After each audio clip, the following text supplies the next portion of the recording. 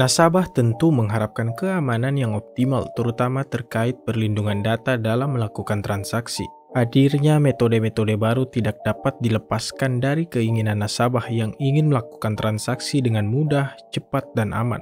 Metode seperti m-banking, SMS banking, transfer debit, dan lain-lain dianggap sebagai metode yang fleksibel untuk melakukan transaksi. Namun, dengan fleksibilitas terhadap pelayanan dalam transaksi tersebut tidak dapat dipungkiri terjadi peningkatan resiko sistem untuk diakses oleh pihak yang tidak berwenang.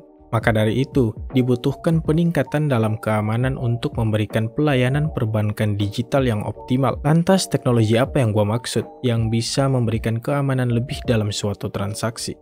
Yap, teknologi yang gua maksud adalah blockchain. Blockchain menjadi salah satu kunci kemajuan dalam era financial technology. Berawal dari Bitcoin atau koin dan token cryptocurrency lainnya, potensi blockchain yang merupakan dasar dari cryptocurrency terus berkembang hingga saat ini. Blockchain merupakan sekumpulan data terstruktur yang menyimpan dan mengirim data dalam bentuk blok yang terhubung satu sama lain dalam sebuah chain atau rantai yang penyimpanan datanya bersifat desentralisasi.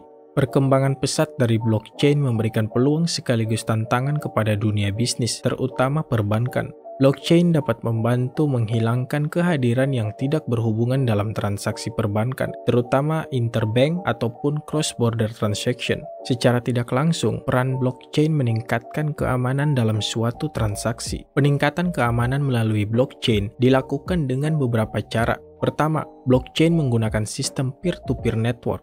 Peer-to-peer network merupakan konsep jaringan yang mana memberikan platform untuk masing-masing device yang tergabung di dalamnya untuk dapat berinteraksi satu sama lain tanpa melalui perantara maupun instruksi dari pusat. Tetapi, interaksi ini dilakukan dengan standarisasi berupa protokol-protokol tertentu yang harus diikuti.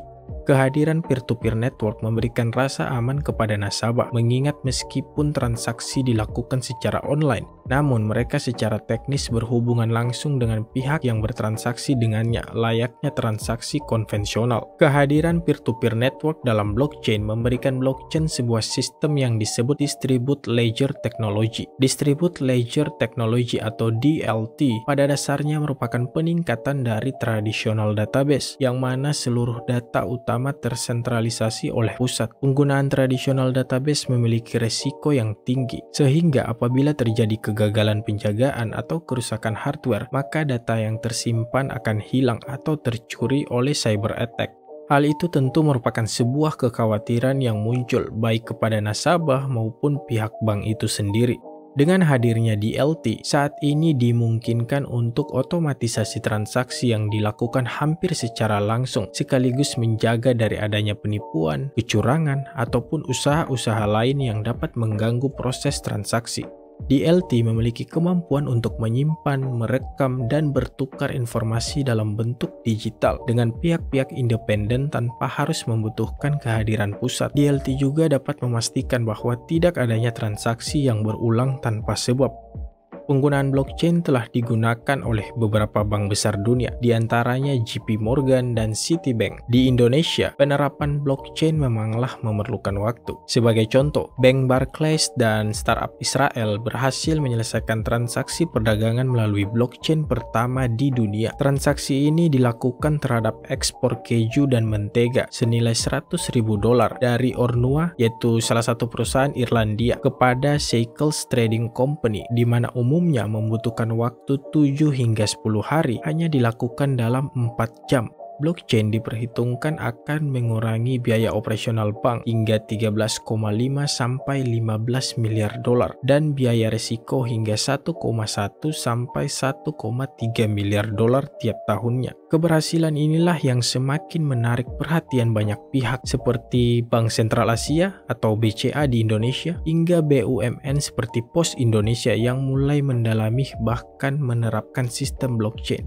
Blockchain memang teknologi baru yang terus berkembang dan mengubah dunia. Namun di balik kehebatannya, blockchain bukan berarti sebuah program tanpa kelemahan. Beberapa di antara kelemahannya adalah belum terdapatnya standarisasi terhadap program jaringan yang dapat diterima dan diterapkan oleh seluruh jaringan bisnis. Selain itu, belum terdapat perlindungan hukum terhadap penggunaan blockchain, mengingat perlindungan hukum adalah salah satu pilar utama dalam investasi dan ekonomi, yang akibatnya apabila terjadi penipuan atau salah penginputan nominal atau hal-hal umum lainnya di dalam bisnis akan menjadi suatu hambatan yang cukup besar. Namun, bukan berarti jalan blockchain tertutup dengan hambatan-hambatan tersebut. Kebanyakan dari hambatan tersebut berawal dari masih awamnya blockchain ini.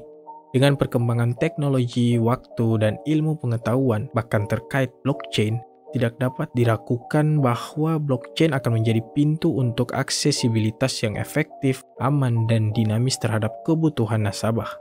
Sekian dari gua, jangan lupa ikutin terus channel YouTube gua biar nggak ketinggalan video-video menarik lainnya. Gua Rizali Parera, stay classy. Bye-bye.